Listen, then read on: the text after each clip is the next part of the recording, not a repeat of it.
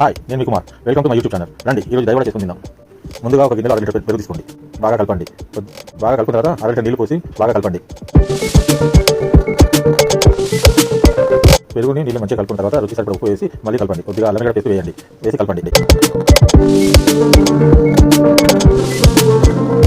ఇప్పుడు స్టవ్ వెలిగించి ప్యాన్ పెట్టండి.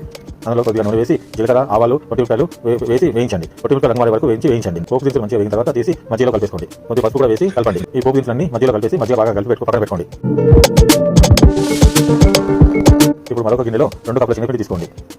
అందులో 1 టేబుల్ స్పూన్ ఉప్పు, పావు టేబుల్ స్పూన్ తినే సోడా వేసి బాగా కలపండి. కొద్దిగా నీరు చేస్తూ పిండిని బాగా బీట్ చేయండి. ఎక్కువసేపు బీట్ చేస్తే పిండిలో ఏర్పడి బోండాలు మృదుగా వస్తాయి. లోపల గడ్డ ఏర్పడకుండా బోండాలు వస్తాయి.